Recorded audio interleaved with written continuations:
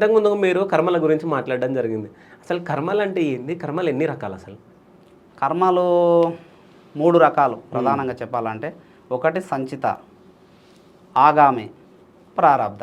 ఇంతసేపు ప్రారబ్ధ ఇప్పుడు జరుగుతున్నది. ఓకే. ఆగామి ఇప్పుడు చేస్తున్నటువంటి పుణ్యం ఆగామిలోకి పోతుంది. ఓకే. ఓకేనా? ఇప్పుడు ఏదైతే కర్మ అనుభవిస్తున్నావో ఆ కర్మ మిగులుతుంది కదా, అది సంచిలో మోసుకోవాలి, సంచిలో పడుతుంది అది.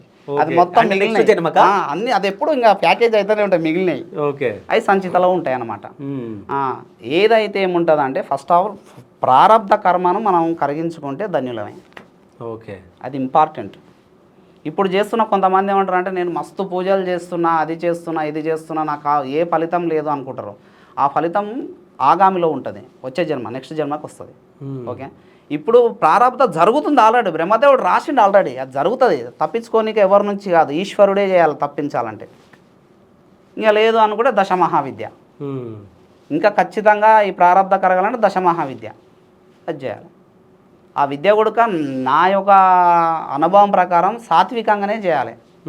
వామాచారము ఇది అని చేస్తే ఆడ పాపమే చేస్తున్నావు, అది కర్మనే కదా మళ్ళీ. సో అంటే అక్కడ బలి ఇవ్వాలి, అది కర్మనే యాక్చువల్గా. ఓకే. నేను ఏమంటున్నా అంటే వేదాలు తెలిసినటువంటి బ్రాహ్మణులు ఉంటారు కదా, వాళ్ళు బలు ఇచ్చే కాడ ఉంటారా? ఉండరు. చూడండి మీరు అబ్జర్వ్ చేయండి, ఎందుకంటే వాళ్ళకి తెలుసు అది. వేదాలు అవే చెప్తాయి, ముందు ముందు మనం ఎంత జాగ్రత్తగా ఉండాలనేది చెప్తాయి. ధర్మం తెలుస్తుంది వేదాల నుంచి. వేదం అంటేనే అది కదా, దేని నుండి మనం ధర్మాన్ని తెలుసుకుంటే దాన్నే వేదం అంటాం ఇక్కడ. ఓకే. అట్లా వాళ్ళకి తెలుసు ఆల్రెడీ. వాళ్ళు చెప్పినంత మాత్రం వీళ్ళు ఫాలో అవుతారా? కాదు.